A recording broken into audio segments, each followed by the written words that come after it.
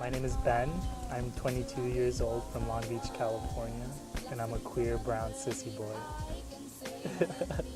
For me, those identities have been the most influential in the way I think and the way I act now as an adult. Being queer in a very heteronormative family structure was hard, and it still is very hard sometimes. Being brown, I can't take away the color of my skin, so learning how to embrace it and all that comes with being brown has also influenced the way I think and the way I act and the way I view the world. Sissy is more so my emotional being. I consider myself to be a very emotional person. That is different from what quote-unquote brown men are supposed to be like. And I pride myself in being a crybaby, and that's where the sissy comes in to play. And then boy, my own rendition of it with an I is kind of breaking away from the patriarchy and gender expectations that are placed upon brown men. So that's what I hold closest to me, being a queer brown sissy boy.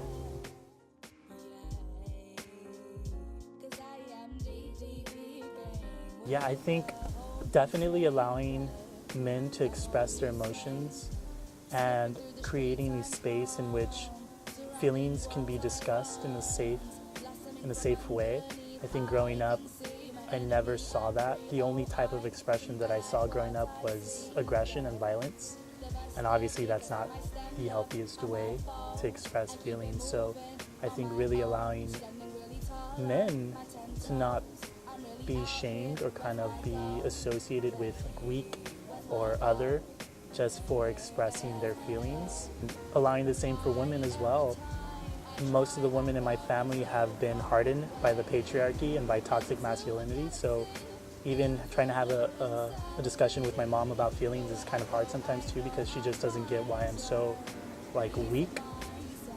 She always tells me I tell you to be strong-minded like me, I don't know why you're so weak. Not in a hurtful way, but she grapples with trying to help me because I'm so emotional, which is not necessarily a bad thing, but it's just a different way of expressing yourself.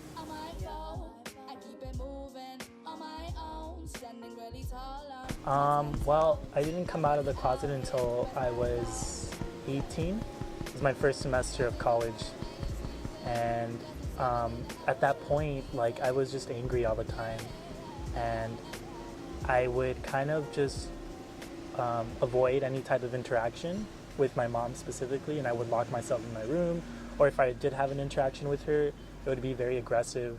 And I tried understanding why am I acting this way, and I knew it had to do with my sexuality. I couldn't just continue to live in secret anymore.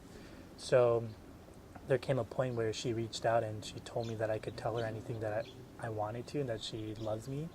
And I kind of felt guilty. I was like, I have to tell her because I just feel bad the way I'm acting towards her, And so I came out to her, and it's always awkward. The first time, when you're coming out to someone, it's very, very awkward because you don't know how they're going to react, and just having to say that, I like men, was just awkward for me initially. Now I'm unapologetic about it, and usually I slip it in when I'm first meeting someone, and it's not a big deal. But no, for sure, growing up, I tried hiding my sexuality, even though it was kind of apparent. I was always very flamboyant and very expressive. I started wearing skinny jeans was a huge deal. And I remember I started wearing skinny jeans and just hearing remarks oh, those pants are for girls, or why are you wearing skinny jeans, things like that. And obviously hearing the word faggot tossed around was always really painful too. So for most of my childhood, it was a matter of suppressing that and just trying to pretend I was straight and oh, I have a crush on this girl and she's gonna be my girlfriend, things like that, even though I had crushes on boys, and that was, I don't know.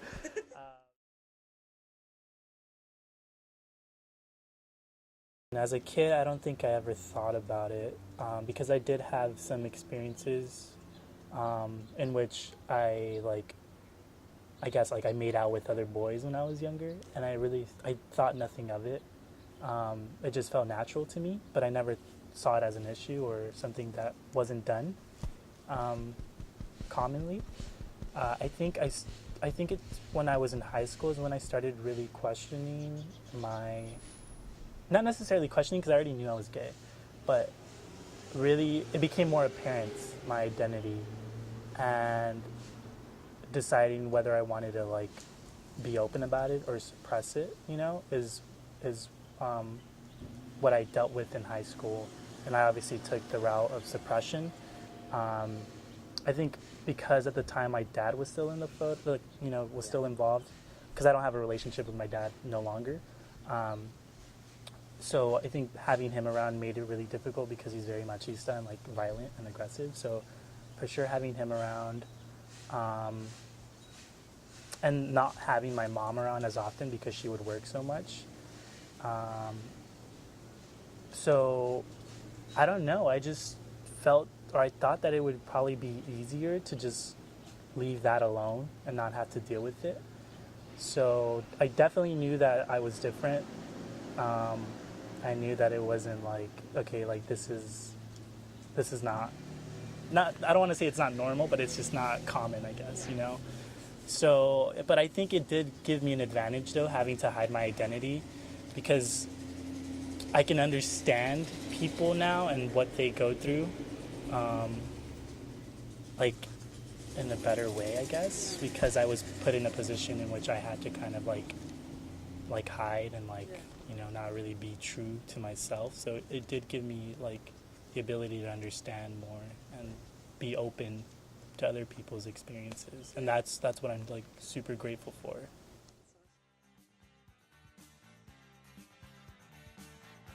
I would say to always strive to be open and vulnerable.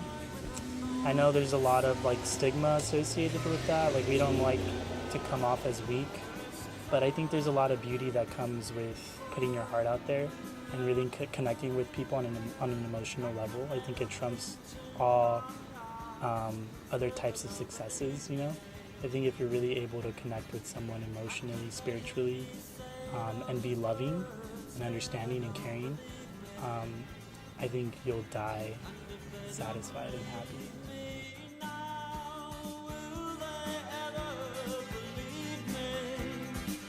Better